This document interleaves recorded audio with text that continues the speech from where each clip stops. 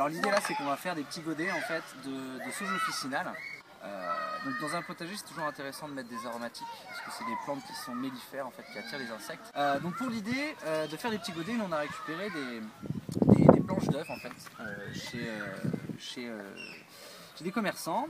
Ce qui va être intéressant c'est qu'après le godet vous allez pouvoir directement le remettre en terre en fait et que le carton va se dégrader dedans et ça apportera de la matière organique et ça permettra à la plante d'avoir de la nourriture quand vous allez la replanter. L'idée aussi c'est que ça va garder un petit peu l'humidité donc c'est intéressant pour la graine.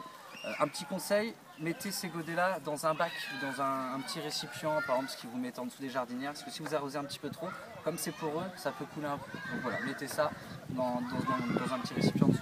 Alors l'idée c'est qu'on va mettre du terreau, alors très classiquement j'ai envie de dire. On va venir mettre ça dans nos petits godets, voilà, on les remplit bien, on peut y aller.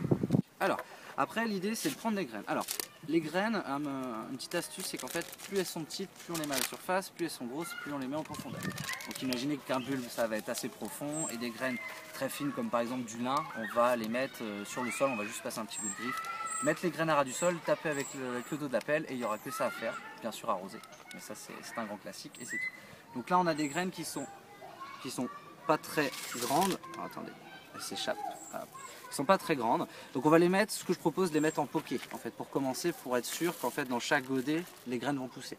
Donc on va en mettre, allez on va en mettre 3 par trou. Donc pour l'instant je vais les mettre juste à la surface, je vais les répartir.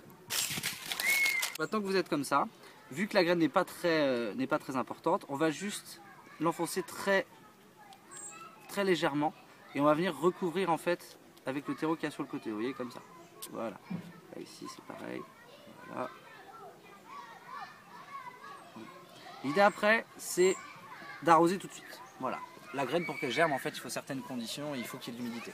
Donc là, l'idée après, c'est d'arroser abondamment.